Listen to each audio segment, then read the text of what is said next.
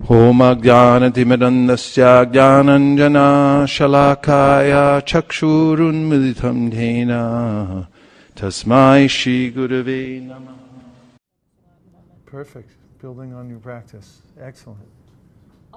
For me, honestly, I don't really have experience in yoga or meditation. So when my friend here introduced it to me and said, "Okay, it's time to try it out and see how it goes." Yeah. Good. I would like it. Good. Be courageous. Take risks. Yeah. Okay. Good. It's the same for me. We got through kids.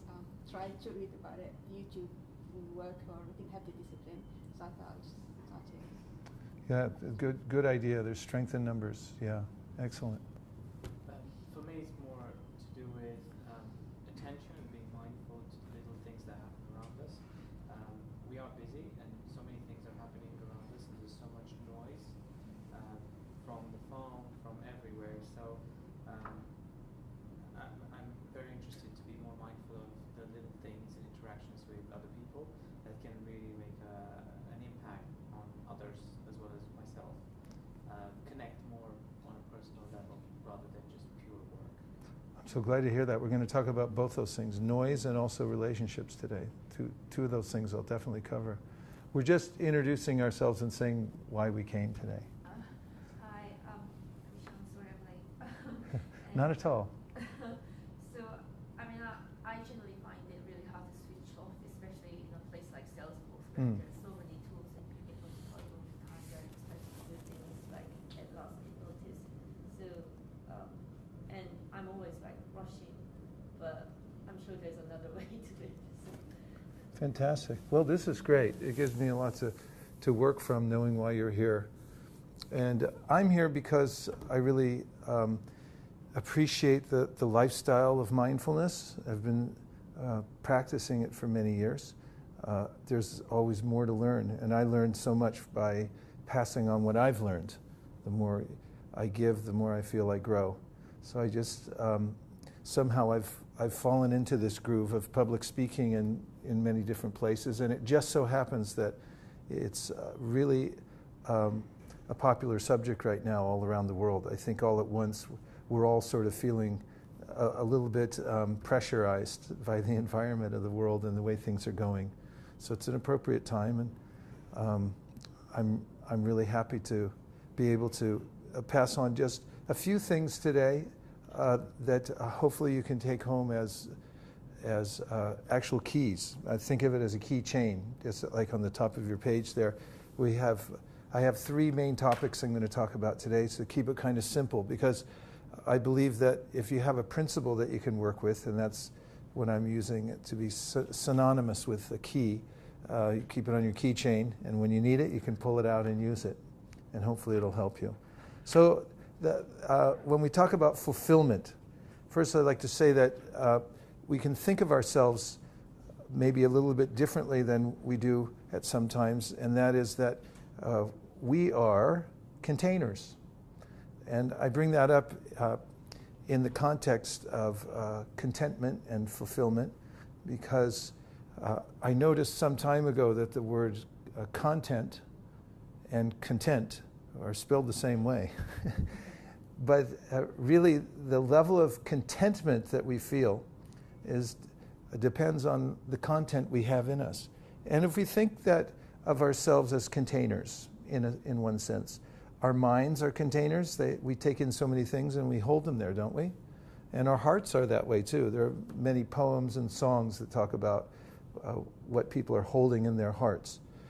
And so one way to organize one's life around the principle of fulfillment is to think, what am I filling myself up with? What is the content? What am I actually putting in my mind? What am I putting in my heart?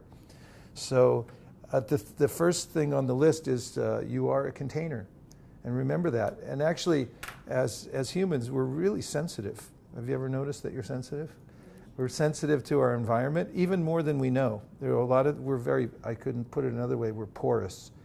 We take in vibrations, we take in the kinds of association we have with others, the kind of speech we hear. Everything actually counts, and it all goes in. So remember that you're a container, and that your content equals your contentment. So what you have inside you will determine how you feel, how you're able to be mindful or feel fulfillment. Some of the things we can fill up on are not as wholesome as others. So the first principle, which I bring up as a principle because it's a practice and it can be cultivated, is gratitude. Now, gratitude is something that almost instantly leads to fulfillment. Have you ever noticed that if you're feeling gratitude, that it doesn't matter what else is going on in your life or what other things you have or don't have, that you feel satisfied? On the other side, if you don't have gratitude, it doesn't matter what you have or what situation you're in, you can still feel discontent. And you can feel, if you're ungrateful, no matter what you're given and no matter what situation you're in, you still feel restless and non-content. Have you ever noticed that about gratitude? So the gratitude is something that can be practiced because it's actually reality that at every moment we're receiving gifts, and oftentimes I forget about them. For instance, was there a sunrise today? Say yes. Yes, there was a sunrise today. Did I notice it? Maybe not. Maybe I didn't notice it yesterday or the day before that. It's actually the biggest event of the day. I mean, what is it anyway? I can take that for granted. The sun's coming up, and oftentimes yogis will, wait for that time. They get up before sunrise just to marvel at the fact that the sun's rising. It can be a mind-blowing experience. But I'm hurrying. I'm on my way somewhere. The sun's in my eyes. I don't consider what it is or who I am or where I am. But if I had a moment to appreciate what it is, I mean, everything we eat is really sun energy. And everything that we see around us is transformation of the sun. We couldn't live for a second without it. So all around us, there are marvelous events unfolding, not the least of which our own bodies. We're constantly moving around in these, what I like to call biomechanical robots. And it is basically a robot that we're moving around in. And it's going on, and I never really think about it. Do you think about your digestion? Did anybody have breakfast? Are you digesting right now? Did you ever think about it? I mean, there's a miraculous process going on right now where the enzymes are breaking down some biofuel that you put in there, and it's distributing. The glucose is going to your brain. That's how you're able to think. And there's many other functions in your body, and everything's just sort of going on in a miraculous way. But I hardly think about it. I just eat and then move on to the next thing. So when we talk about mindfulness and contentment, one of the aspects is gratitude. Stopping and looking at, you could actually do it with anything and look at it and appreciate, like, what is this? Where did it come from? Recently, I just came from Sweden, and there I'm working with a publishing company, and they took me a tour of the place where they make paper and then where they make books. Some of them are handmade. And after that, I started appreciating books a lot more. I look at a book and think, where did it come from? Who's involved with it, and so forth. So this gratitude is the first key on the chain. And as I go through this, I'm going to stop at intervals and just ask for reflections. Like anything you heard, any point that piqued your interest, that's something that you found interesting or useful that you can take away with you, and you just reflect it back. A while back, I heard about our appreciating capacity. Each one of us, and appreciation and gratitude are practically synonymous. First of all, that each one of us has a capacity to appreciate, but you can expand that capacity just like you can any other capacity you have, for instance, your reading capacity or your capacity to do certain physical skills, you can increase it. So similarly, you can increase your appreciating capacity. And just one other thought that goes with this is a mantra I heard once that goes along with this quite well, is whatever you appreciate, appreciates. As in, when you have an investment and you say your investment is appreciating, meaning it grows. So the concept goes, if when you appreciate something or someone, then that thing grows in you. It grows in your life, and it gives dividends. Voltaire, I'll quote here in that regard. He said, "Appreciation is a wonderful thing. It makes what is excellent in others belong to us as well." So when I see qualities in another person and I'm able to appreciate them, have gratitude for them, my heart opens, and it's their qualities enter within me. So I actually take on the good qualities of others by appreciating. So this gratitude and appreciation is a very powerful force in the world, and any one of us can take advantage of it. It's almost a discipline. It is a discipline, something that you can employ in your lives. So now I'll take a few reflections. Anything that you heard so far that stuck? I can share my experience around appreciation. For example, with my family, I'm from Argentina. And when I was living there, I didn't have the same level of appreciation that when I go now to visit, and everything feels so magic. So I think that's a good example. And the other example would be the weather. So the weather in Argentina is like this every day. So I started appreciating it much more. Nice. Yeah. You don't know what you got till it's gone, is an old saying from a song. And that's one way to appreciate and see, if you lose what you have or move away from it for a while, you can go back and appreciate it more. What else did you hear? But is that the key? Do we need to actually consciously move away from things in order to appreciate them? Can we just do it? Yeah, you can just do it. You can definitely just do it. From any position. Just happens kind of naturally, though, when things are taken away from us. And I wish I had that back. I didn't appreciate it as much as I could have. But oftentimes people say, for instance, if somebody loses somebody, and then I wish I had taken more time to appreciate them. So the reason I bring it up is because it is something that you can take advantage of right now. And when we come together to talk about these things, it raises awareness, which is the most beneficial thing for us to do. And when we become aware of it, we can actually take advantage of it and cultivate gratitude. Yes, it's cultivation. What other things did you hear?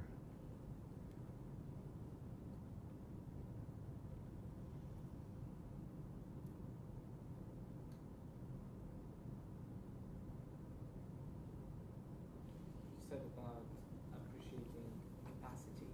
Yeah. And that can be increased. How can we increase it because obviously I understand that we can be more appreciative of the sun rising and all these things. But because of the busy life, it feels like we never had enough time to be appreciative of everything that we have. So how do you pick the things that really mean more to you to make a difference?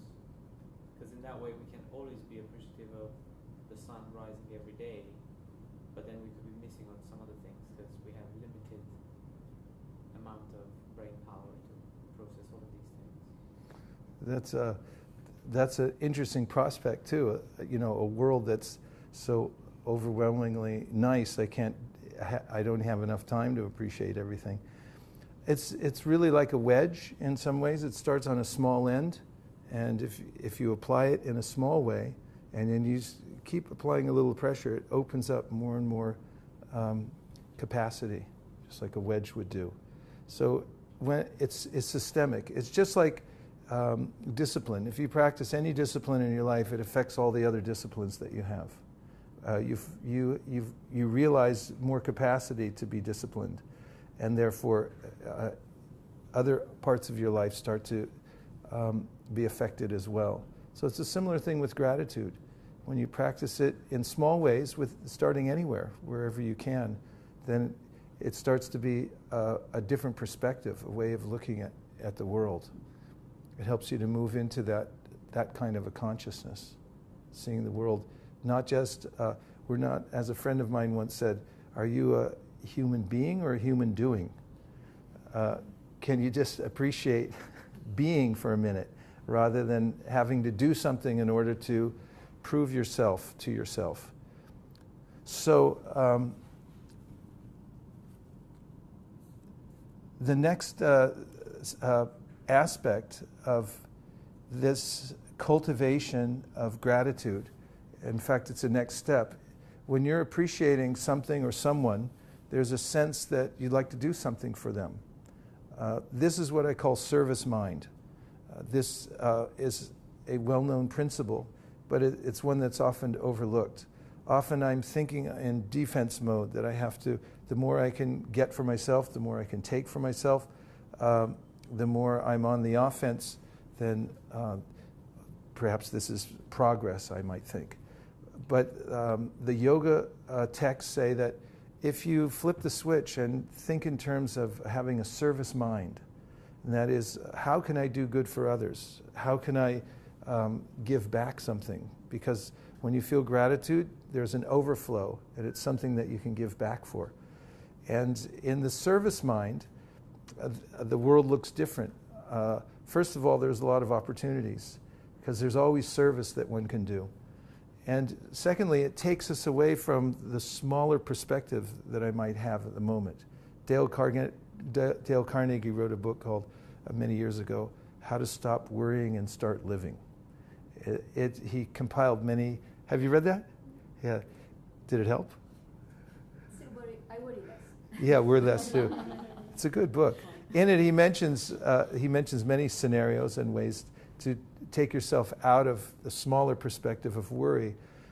And one of them is that when you're undergoing some kind of anxiety or trauma in your own life, think about how to do good for somebody else. And when you do that and you step out in the service mode, then you grow and you gain a higher perspective that takes you out of the smaller world where you experience anxiety. So another thing is when people are in service mind, practically they're very much welcome wherever they go, as there's a space for you everywhere. Everyone likes someone who's service-oriented, thinking about how to do good for others. Whereas in the mode of encroachment or thinking how I can dominate, there's a lot of competition in the world. Everyone's battling for the same rare resources to try to contain them, keep them, and so forth. So the service mind is a very powerful way to feel contentment.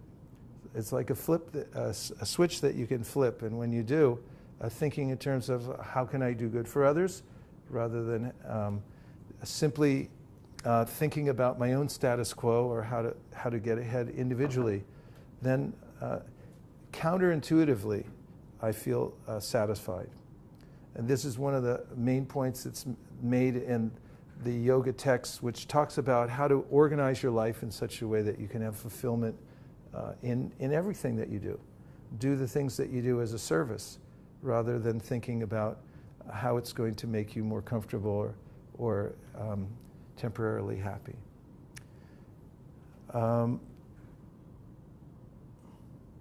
And that brings me to the point I alluded to a little earlier about the human being versus a human doing.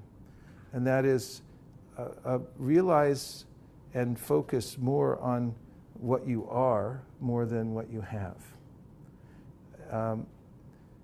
We may have or think we have many things. If we actually have something, it means we get to keep it, but we really ultimately don't get to keep anything. But when I identify myself with all the things that I have, and they're beyond my control, then I can feel a lot of anxiety. I'll give you an example. Does anybody here drive, or do you all take the tube to get here? walking. Does anybody have a car? No cars anymore. That's pretty good. Well, let me use another example, perhaps. Well, I'll use a car example. And because Devesh has a car, and we'll use him as our guinea pig for this. So let's say Devesh came here and he parked his car just downstairs. And let's just say we're sitting here and he knows his car is parked there, and we hear another car careening around the corner, going at high speed, and it sounds like it hit Devesh's car. Now, he was sitting here peacefully, but now all of a sudden he hears the sound, and how does he feel now? Stressed, and what are the symptoms? Physical symptoms. Increased heart rate. Yes, increased heart rate. What else? He stops listening to you. Stops listening here. Any other physical symptoms? Adrenaline goes up, maybe perspiration, right? And let's say he runs to the window to look out to see what happened to his car. He also forgot to buy insurance last month, so that lapsed. It's all going through his mind, right? And then he looks out, and it's not his car. It's Neer's car. She parked her car out there too. So now how does Devesh feel? Pretty much fine all of a sudden. And how does Neer feel? Adrenaline, heartbeat goes up, things like that. So a car is a car. It's made out of glass and rubber and metal and so forth. But there's a difference between a car and all the other cars in London and my car, because I identify with it. And I have many things in my life, things that I identify with, and I say, these are my things. And when something happens to them, when they change, when they're taken or they wear out or something like that, then this is a cause of anxiety for me. But the yoga scriptures point out that actually we don't have to depend on things to be happy. In fact, it's recommended that we don't become overly attached to them as my things, but we see them as things that I'm using now in service. And when I do that, then those things don't become such a huge burden upon me. Furthermore, we are something. There's a difference between the physical body and mind, which is like software, and the body is compared to hardware. Of course, this is a more modern example that doesn't come in the ancient yoga literatures, but it's a very apt description. But we're something beyond that. That's the operator of this software and hardware. And the process of meditation is to become more aware of who we actually are. In my mind, I'm thinking always that I need to become something or get something else. But in inward thinking and inward looking processes, we're able to see that I actually am something already. I don't need to become anything else. What I am is something that is so fulfilling that just by being that thing, I'm satisfied in the moment. In fact, in the Gita, one of the famous books on yoga, it says when one has this realization, which is available to anyone by introspection and meditation, then one has an experience where he or she thinks, I've gotten something where there's no greater gain. And it's simply something I've forgotten about. There's a story in the ancient texts about a poor man, and he's lamenting his lot in life. And then a person walking by sees him and begins to talk to him, say, how are you doing? Just starts a conversation, and the poor man's telling him about how he doesn't have any prospect in life. He's been estranged from his family. He's downtrodden and so forth. And then the passerby says, one thing I noticed, you have something around your neck. It's some kind of necklace or something. And the poor man says, oh. And he looks down and he notices, and then he pulls out the necklace, and it turns out there's a valuable jewel on the end. And he said, oh, I forgot I had this. And so the yoga texts compare this to the way in which we may be looking externally at many things that we have and thinking, I need another thing, and we may also get caught in a whirlpool of anxiety. But one thing I've forgotten is who I actually am. What is my inner existence? And by seeing that, just by glimpsing it, even for a second, it gives one this sense of inner fulfillment through which one is able to overcome all the various changes that are going on in the outside world. And now I'm going to stop again and take a couple of reflections. Anything that you heard that stuck in your mind? Wow. Yes. So I'm kind of a bit confused because I find it contradicting. Like, we have to develop the service mind, so we need to serve others. But at the same time, we can't identify ourselves with, for example, other people or cars, or so it kind of sounds selfish because we need to think about ourselves. So when our car is hurt, it doesn't hurt us. When my family is hurt, it doesn't hurt me. That's how I understand it. So I find it's a bit contradicting. Yeah, that would be only in a situation where someone's just instantly reacting to what's happening. And ideally, if I'm not attached to the things that I have completely, then I'm able to look at it philosophically. In fact, that's how we all deal with things. Ultimately, when something happens to us that goes against our plan, we become philosophical. Like, what happens if somebody hits my car? And a friend said, oh, your car got wrecked. Then what do I say? Oh, it was just a car. Or if you lose, something, it was just money. Don't worry, you can get something else. We naturally discriminate between that which is important and that which isn't important. In a pinch, we all do that. For instance, when there's a fire or a flood, what do people save first?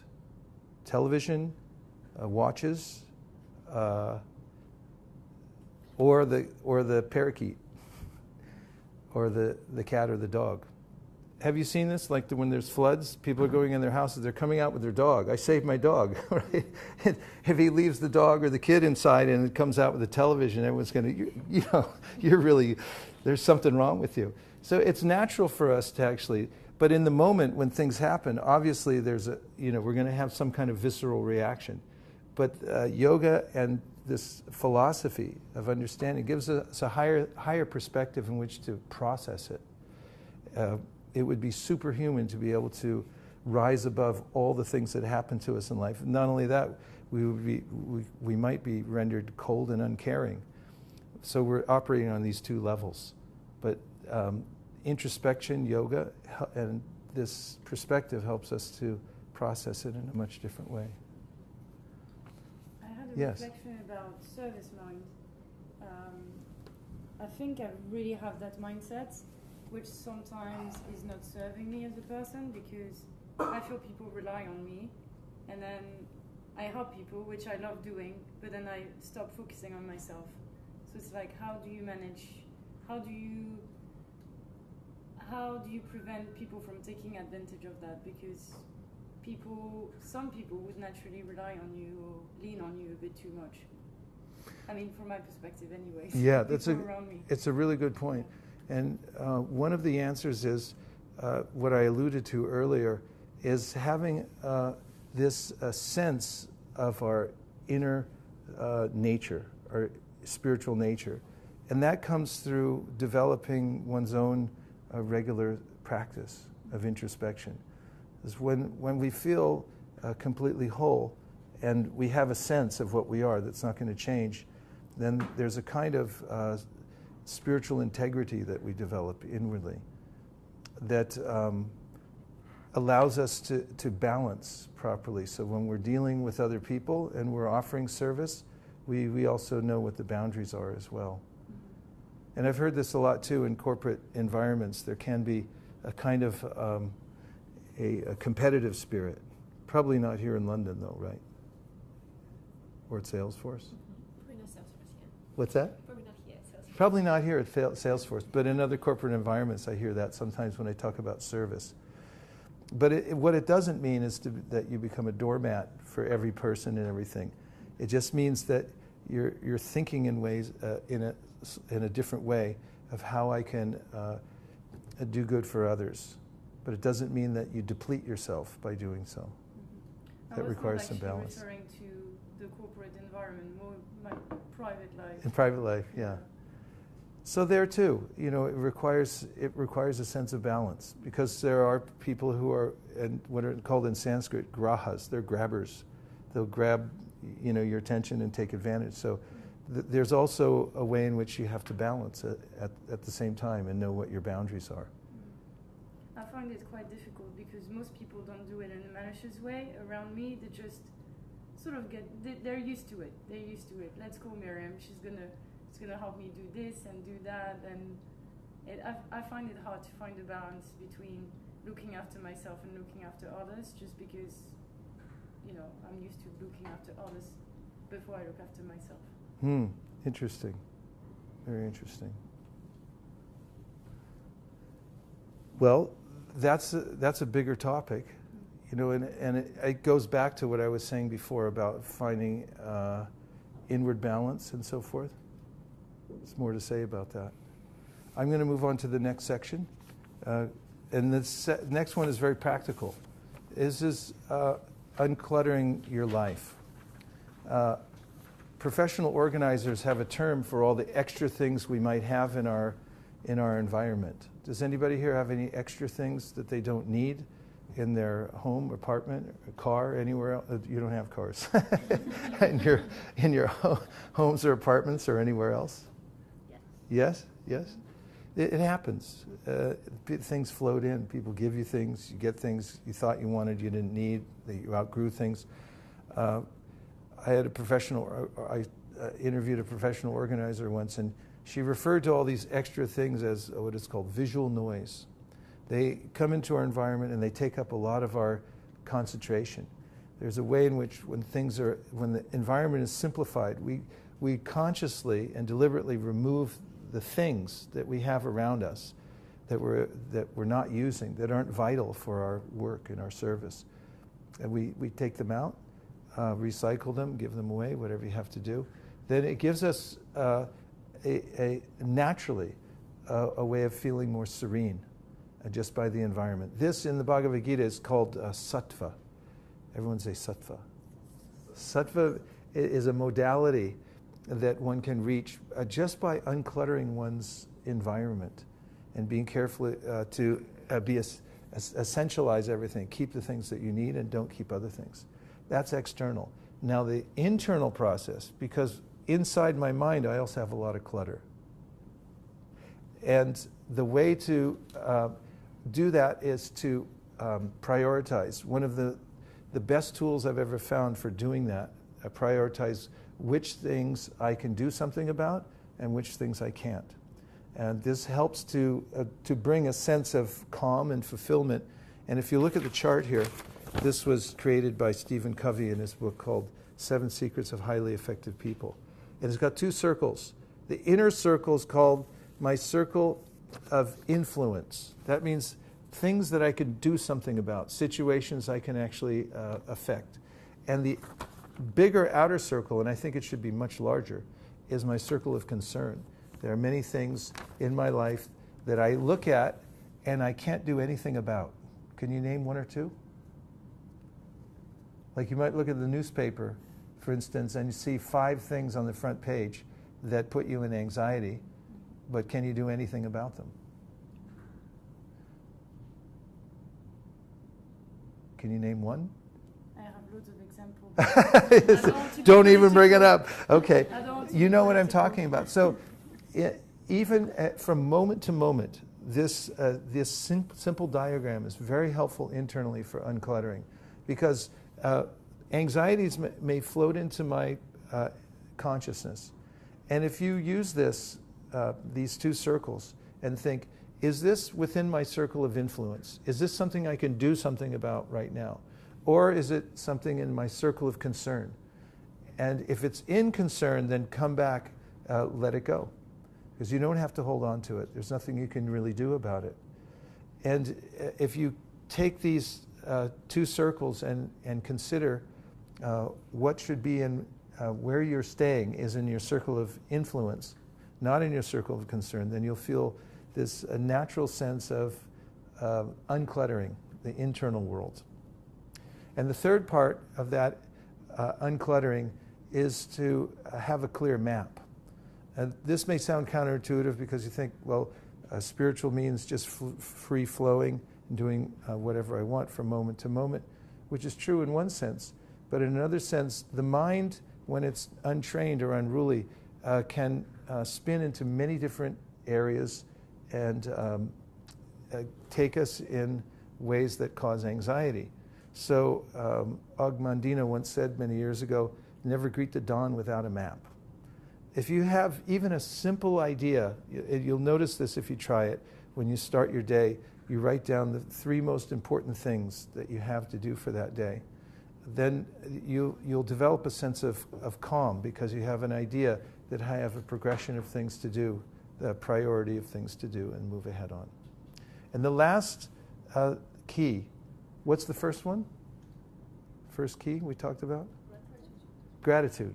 And the second is? Yes, unclutter your life. And the third is attention. And in one sense, each one of us as conscious beings, we could say very technically, we're units of attention.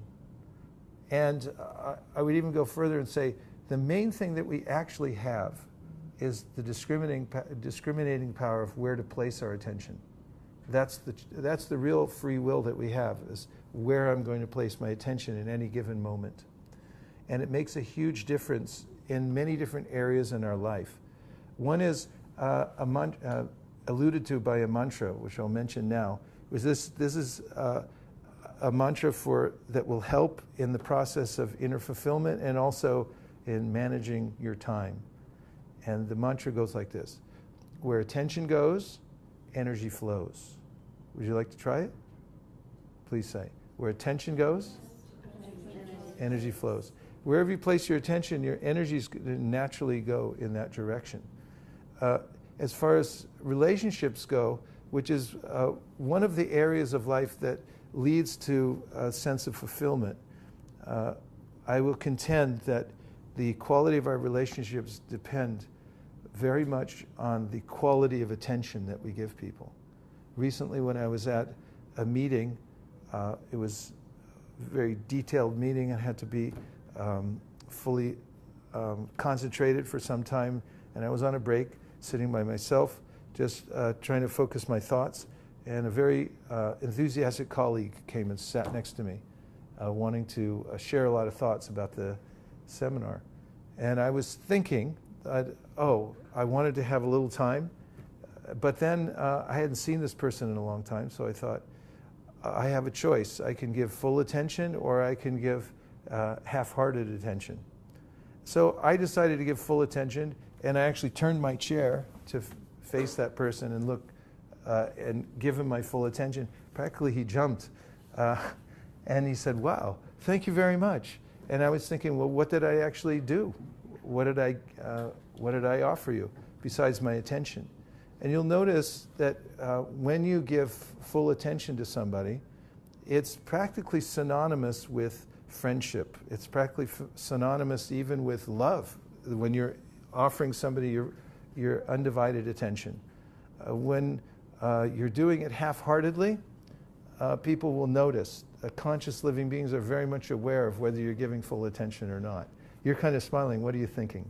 That's very true. It's true, right? What instance comes to your mind?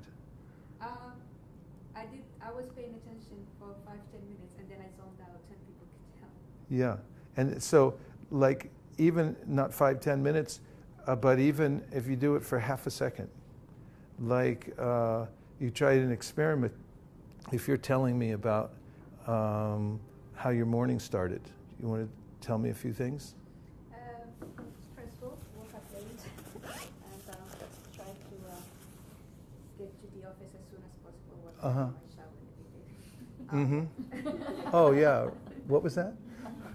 No, You're telling me something important in your life, and then I start diverting my attention elsewhere, like to a phone. That's possible somebody could do that, right? Yeah. Or even at a shorter period of time, if you're talking to me and I all of a sudden go like this, you might start thinking, oh, he's got to go, he's not interested in what I'm saying. This is how powerful our consciousness, our conscious attention is. When we're giving it somewhere and undivided, even when I'm doing seminars, I ask the audience if there's no clock in the room, if I have permission to look at my watch. Because I've noticed if I'm talking and all of a sudden I go like that, it breaks the connection. So this attention is a very powerful place to look. And not only does it foster relationships, giving quality attention, but also what you're giving attention to will develop the content that you have within your heart and mind. So according to the yoga teachings, there are higher and lower vibrations in the world. There are sound vibrations that are inherently higher and spiritual, and there are vibrations that are lower, come from a lower energy.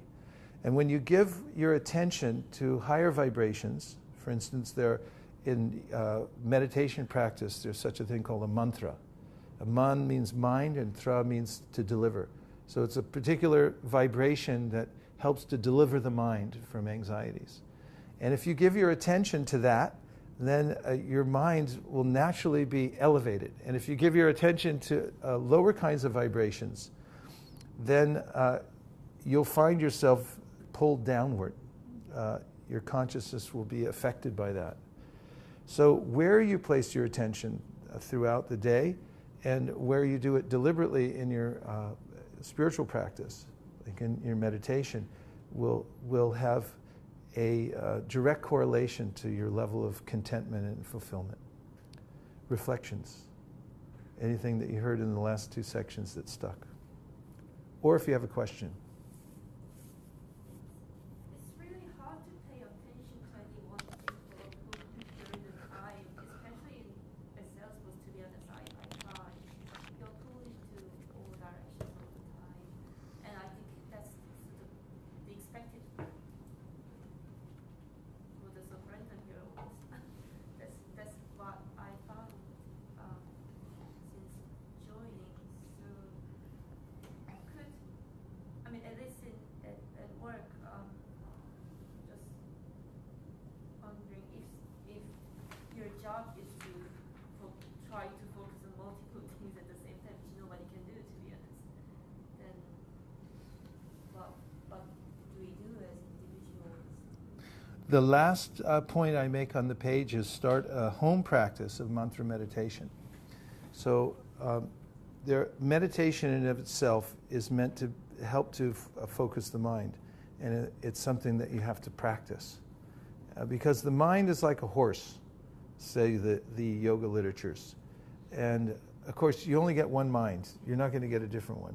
So you have to learn to live with the one you have. And the Bhagavad Gita says, the mind can be your best friend or it can be your worst enemy. So the mind that's trained to focus becomes like a horse that becomes friendly. It's like, hey, hop on, take you wherever you want to go. But a horse that's unbridled or that is untrained can be very wild and unhelpful as far as a human relationship goes. So the mind is the same way. So mantra meditation is a way that one can start in a very simple way with practicing just for a minute or so. And by doing that, the mind starts to feel satisfied by focusing in one place, and you carry that satisfaction with you wherever you go. And it allows you to be more effective when you're working and doing other things that require all kinds of multitasking and so forth in the rest of your life. It doesn't require that much, but if you start with a home practice and you have a little bit every day, you'll notice that it'll start to pervade your life. Other reflections or questions? I think for me on this circle of influence and discern, there are certain things that is very clear I know is influence, and certain things that is place on the border that it's hard to pinpoint where to place. So what do you do with those? Well, deliberation. You know, if you look at them very carefully and deliberate over them, then that's another word that I like. There's content and content, and there's deliberation, and then you can deliberate and become deliberate. It's spelled the same way, but it has two different meanings. When you deliberate on something, look at it carefully, see how much you can actually do. If there is something you can do, then by all means do it, but identify what it is. It's that amorphous area that where I have an uneasy feeling that I'd like to do something, but I don't know what to do. But if you actually take that step and deliberate on it carefully, a lot of things float around and they come back around at intervals, and then I think, oh, I should do something about that, and then it goes away. But if you list them and see, these are some of the things I'd like to deliberately do something about, then find out, what can I do? And if there's nothing you can do, then unclutter, let it go. So deliberation is actually a part of yoga. Deliberate on what's important in your life, prioritize, and see these things carefully and make an inventory of them. It really helps to keep the mind orderly. And from an orderly mind comes a natural sense of fulfillment. The premise of the yoga teachings is we are actually higher beings living in an environment that requires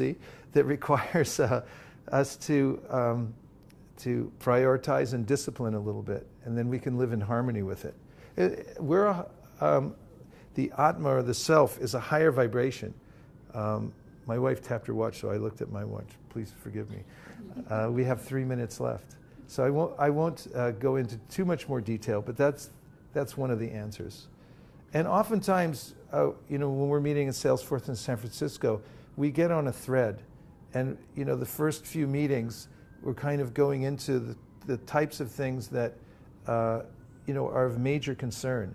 And then we sort of focus on those things. And we've had a really good run doing that, going deeper into certain items.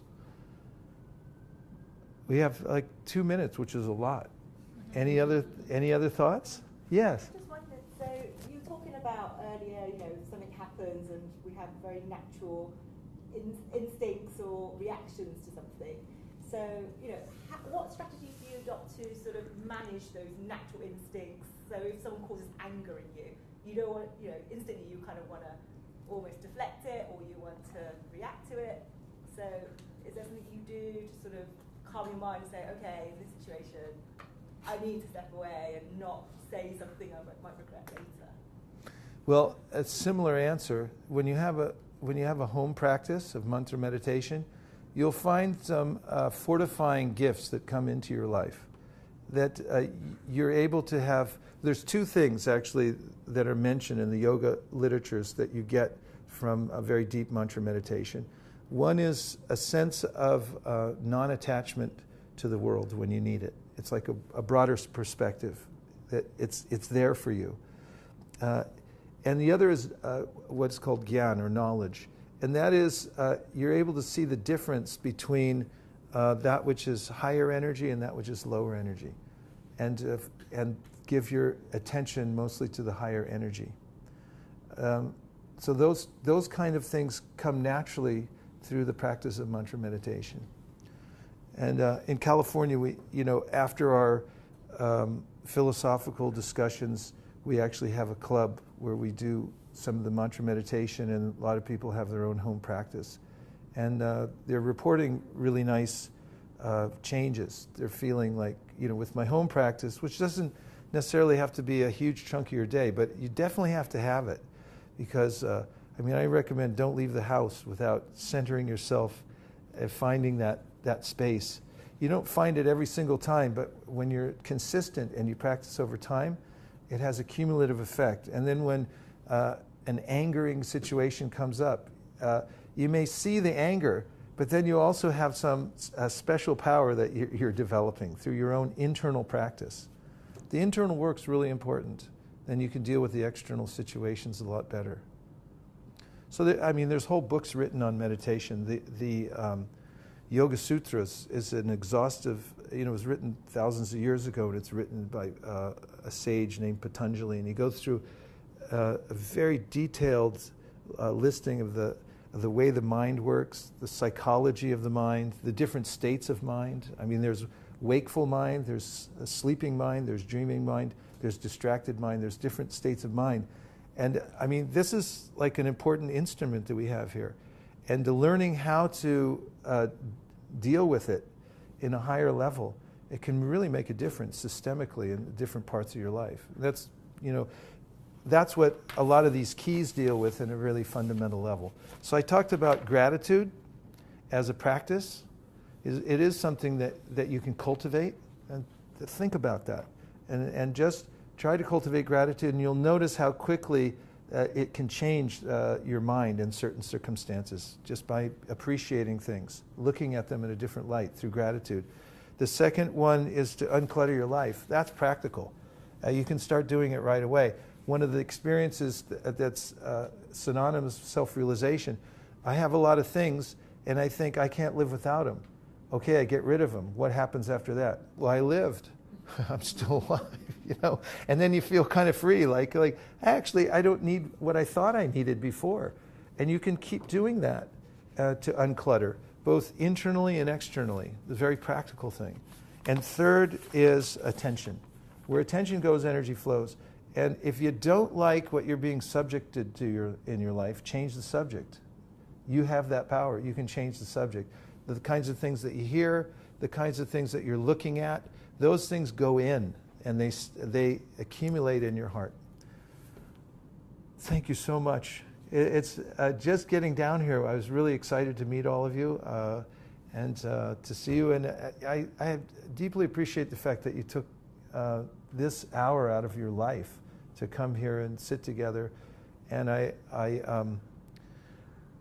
hopefully, in any kind of a meeting that we have, that any of us have, when we come together to talk about these subjects, inevitably we'll improve ourselves. It's one of the main ways to come to higher consciousness is this kind of deliberation. Talk about things from a different angle and refer to the practices that can help us get there. So from my heart, I wish you the best and keep up the great work. Thank you. Om Tat Sat. Thank you very much. Thank you. Nachari Armarman, Nachari Armarman, Nachari Armarman, Nachari Armarman, hey, Nachari Armarman, Nachari Armarman, Nachari Armarman, Nachari Armarman.